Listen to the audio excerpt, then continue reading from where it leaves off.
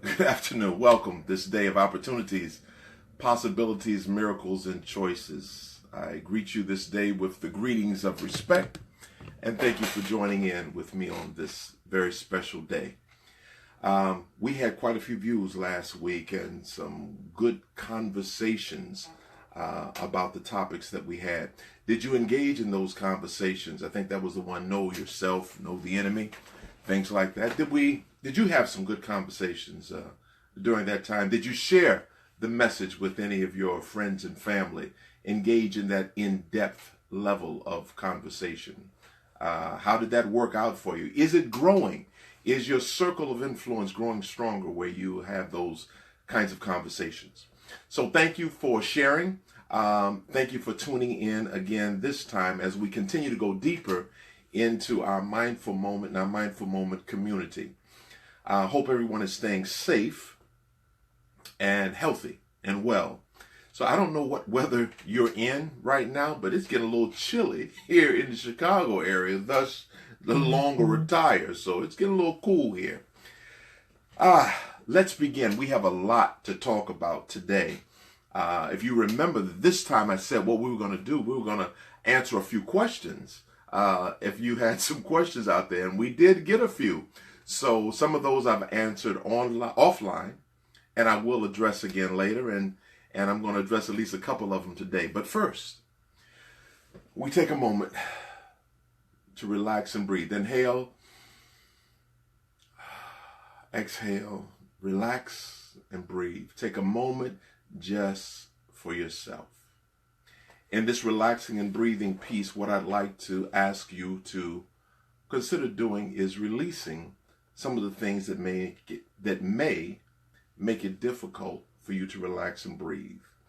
The three-headed monster: jealousy, envy, and anger. Those emotions can constrict us to a place to where we're really not able to relax. And people intertwine them, even though they travel together, this three-headed monster, they have some separate entities like jealousy. Jealousy has to do, by definition, more with you feeling the loss or someone taking from you something that you have, whether that's a relationship or possession or something, and you're jealous that someone else may get something of yours. Be conscious whether that emotion of jealousy is creeping into your world, into your life, and into your ability to not have healthy relationships. Jealousy. Envy, that idea of someone else having what you want, a job, an opportunity, a relationship, some material thing. Are you envious of what somebody else has? That envy can make it difficult for us to relax and breathe. The third one is anger. Are you able to release anger? Now, anger itself is normal. It's natural to have that emotion. The part that makes it unhealthy is what we do with that anger. So you might have jealousy about certain things when that emotion naturally arises. You might see something that somebody has and naturally have an envious feeling about that, or something may happen in your life that might trigger you to cause you to be angry about something. That's normal. What's unhealthy if jealousy, envy, and anger has you, not you having them. So you walk around now as a jealous person, overly concerned about holding on to what you've got, so much that you choke the life right out of it. Or envious about somebody else and you can't enjoy their accomplishments because you're wishing that it was you. Or angry, just walking around angry without having a trigger, just walking around with a scowl on your face. Are you able to relax and breathe because you have released jealousy, envy, and anger, and taken control over those things and replaced it with things like acceptance of where you are, contentment with where you are, and the progress that you're making to get to your goals? Relax. Breathe. Handle that three-headed monster of jealousy, envy, and anger so that it does not have you. That brings us to our content, our mindful moment content. We have two. The first one comes from a young man that I had the privilege of holding as a baby And when he was a little kid, his name is Kenny Murray, comes out of Columbia, South Carolina. And he's over 40 now, so that pushes me up there too, right? But he posed an interesting concern of mine, a question for us to consider. He was well skilled in the field of basketball. He was very good. Could have went on to be even further great in that particular arena if he had been in an environment that nurtured that. He was not, but he continued to do as good as he could. He happened to get married, have children with special needs. So he developed a passion because of his personal experience in that, and he also developed a profession. So he became very skilled, professionally speaking, and degreed in being able to do that.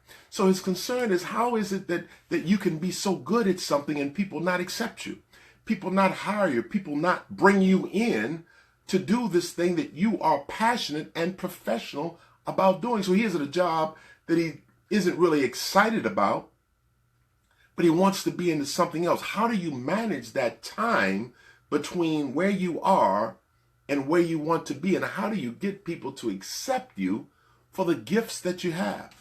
That's Kenny Murray's question. I think it's a good one too. Many of us, even others in the field of entertainment and such, wonder, why can't we get hired, or professional speaking? Why will someone not call us in? There's a few things that I think of when it comes to this. One of them is a quote by Marcus Mosiah Garvey, and here's what he says. He says, "Why waste time in breathless appeals to the strong while we are weak? Instead, lend your time, energy, and effort to the accumulation of strength among yourselves." He says, "Thereby we will voluntarily attract the attention of others." So he says, during that time of trying to get from where you are, instead of asking people, can you do this? And would you mind bringing me in? Build your skills, build your abilities so that you will voluntarily attract the attention of others. There's a major difference between looking for a job and creating a job, between looking for money and creating wealth. Be able to take this time to build your skills. In addition to that, understand that people tend to fall into a couple of categories. People will receive you, Kenny, as they perceive you. And some people will perceive you as an ally or as an adversary. Now, the allies are those who will comfort you. They consider you their colleague. They will give you support and encouragement as you go along. And then there are the adversaries, the people who see you as their competition. That's just the way they see you. That's the lenses that they see you through. And no matter what, they really won't support what you're doing. Now, the curious thing, the thing that takes a little bit more work, is being able to tell those who are passive as opposed to being assertive and aggressive in those areas. So you have some passive allies. They say they're your friend, but they won't actively do anything to support you. They may have a lead, they may have a contact, they may have a phone number, they may even have a job opportunity, but they won't actively do anything to support you. If you happen to get it, then they'll congratulate you, but they're not going to do anything. Then there are the adversaries who will outright try to undermine what you're doing. But the covert ones who are in disguise will undermine what's happening with you, but they'll do it quietly. So if they could speak up in your defense, or if they could do something to help you up, they really won't do that because they really see you as their competition. Our goal is to be able to know the difference between an ally, passive or active, and an adversary, passive or active, because many wear masks. Many of those who are truly your adversary will pretend to be your friend, to be your family. I'm in your corner. I'm on your side. Know the difference. And lastly, the point for you, Kenny, and all of us, not just you, Kenny, but it's for all of us who fall into this category, we have to make sure that we remain open to ask for questions. We have to continue humble, to ask for the support and help that we need to get to where we are. Secondly, we have to be willing to accept that help when it comes, even if it doesn't come from where we would like to get it from. So we would like to get support from maybe people who look like us, maybe who believe in us, maybe people in our family. That might not happen. But we're willing to accept the help even when it comes from outside your inner circle, even if it means you have to move to get to that place. Okay. That's enough. There's more. Obviously, we can talk about that, but we'll cover that maybe later. Here's the other one. This is going to take us in a different direction, so bear with me and fasten your seatbelt. This has to do with relationships and love and such. This comes from a lady who will remain anonymous out of the area of St. Louis. And she posed this question. She said, why is it that a man would say that he loves a woman, and undeniably so, and it's the love of his life, and she knows that he loves her, and that the love is clear, but yet he walks away. He leaves. It betrays the trust, and sometimes he leaves by physically leaving, when sometimes he leaves by getting involved in some infidelity or so clandestine affair or something like that. Why would someone say they love you and then leave? So let's attempt to talk about that for just a moment. Timing is the first piece. There's something unique that's different, and believe me, you can find some exceptions as you go down the line with whatever we talk about, but this is what I've discovered from experience and research, that with men, that timing is most critical. So even if they meet the woman who is the love of their life and they truly love that person, if it's not the right time, then they just won't settle into that relationship. Maybe they're still trying to get something in order with their finances or with their job, or maybe they just came out of a relationship, but the timing for them is just not right. They're trying to discover some new things in their life. Timing is not right. So even if they've met the right person and love that person truly, if it's not the right time, they won't stay and settle into that relationship. On the other hand, even when the time is right, even if they haven't met the right person, they may settle because they're just ready now. And I'm not mean settling for just anyone, but they're ready to settle into a relationship like that. That's why sometimes you'll see people with someone else and you wonder, well, how did that happen? Well, for the man, it may have been the time for him. All other elements in his life may have been together, and now he's at a point of settling into a relationship. Not settling with you, but just settling into a relationship. Conversely, women tend to settle into a relationship when they've connected with the right person. Regardless of time, if they've met the right person, then the time is right. So that's one thing that's significantly different between men and women in terms of settling into a relationship. The second part of this has to do with seasons. Now, a colleague shared this with me some years ago, and this is a big pill to swallow. And what he said was that all relationships eventually will end.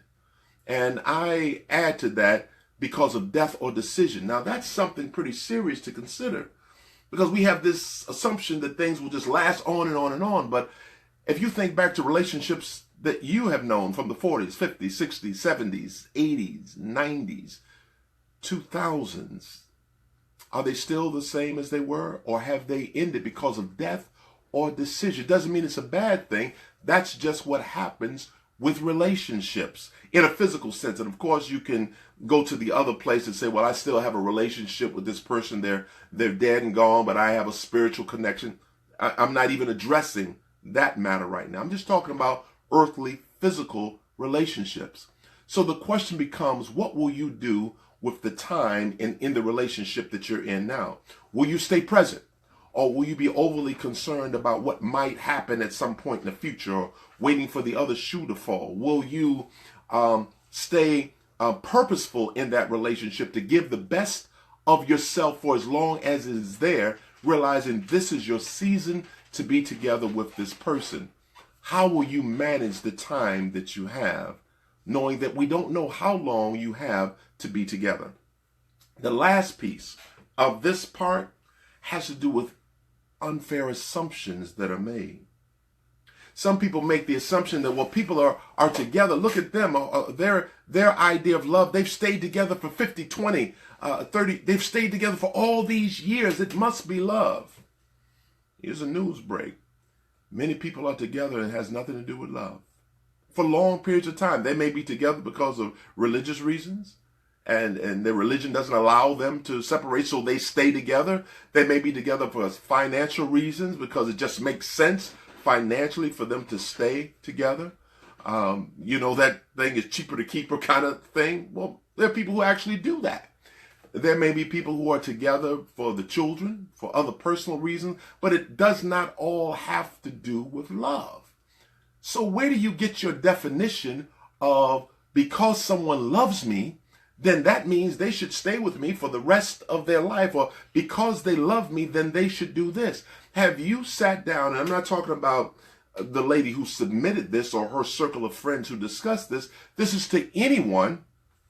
Have you sat down to get clarity about what that love is? Because people wonder, well, do you love me? I don't think that's the end of the question. The end of the question is, do you love me enough to? So do you love me enough to do what? To live with me the rest of your life? Do you love me enough to loan me some money? Do you loan me enough, or love me enough to loan me your car, to die for me, to kill for me? We don't ask those questions. So I think confusion about the definition of love and because you love someone, what that means is not cleared up. People don't have those real conversations. They rather go through a relationship and just hope that things work out well and assume that the love is for the same reason, but it just may not be. And it may be working where you are. Find that agreement, find that person who loves you in the way that you want, wherever it may come from, if that's most important to you. Now, the big part of this is having to do with trust. Now, they end up betraying your trust. And here's what I want to suggest now. If you feel, this is anyone, feels that someone has betrayed your trust, I want to suggest to you that it's not their fault. It's yours. Now, I know some of you say, oh, well, you've gone too far. Now you need to go back to reading poetry or singing a song or something. That's too much. But hold on just a second. Allow me to explain that. When you think of the person who you say betrayed your trust, did they do what was important to them? Did they operate according to their priorities? Did they operate according to their values? See, the truth is that people always operate according to their values and priorities. Our problems has been that we trust people to do what we think they should do. Well, I trusted her or trusted him to keep his word. Maybe that's because you're the kind of person that keeps your word. But I suggest that if we take the responsibility of getting to know the core of that person and understanding what their values are and what their priorities are, that's a responsibility on our part, getting to know them, not just what they say, but how do they act and operate, not just with you, but with other people in their lives. Then we get to know what their core is. Trust that people will always operate according to their values and their priorities, not according to what we believe is the most important thing for them to do.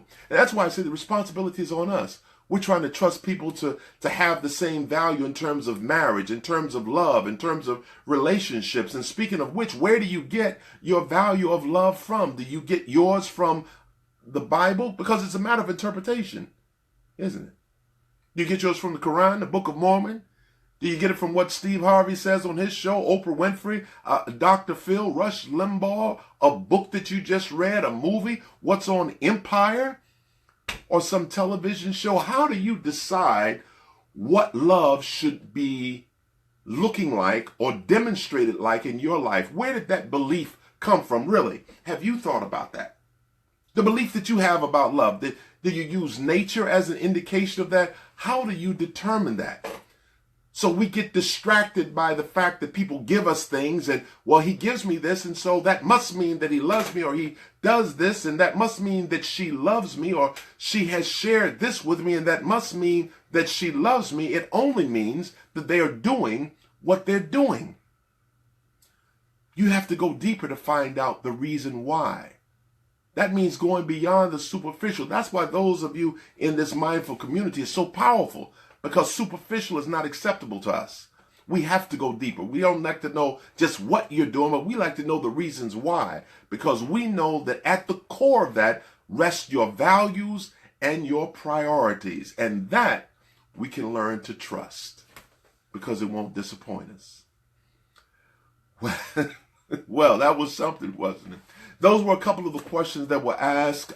There are many opinions that can be had about that. We can have open conversations about that. Please feel free to share your input, your thoughts and ideas. I could only give you a snippet because we only have so much time to share and spend time talking about this. So for Kenny, I hope that you got something to help you manage this time between where you are and where you want to be. And for those who had questions about relationships and love, I hope this was enough food to ingest, to give some thought to and consideration in your process. But if it happens that anyone in this circle heard anything that might help them manage a difficult situation or a challenging season better, are you willing to do anything different? If it means adjusting your attitude, your beliefs, or even the company that you keep, and gaining clarity about your allies and your adversaries. Thank you so much for joining. Share the message, share the video, and I really thank you for taking this time to spend with me. So until the next time we get together, and I'm thinking about giving you 12 life-changing lessons from the airport. I'm considering that. If so, that'll run all the way till the end of the year. Then we'll see where we go from there. But we will have something interesting and exciting to deal with next week. Thank you for being here. Until the next time that we connect, please always travel well with respect.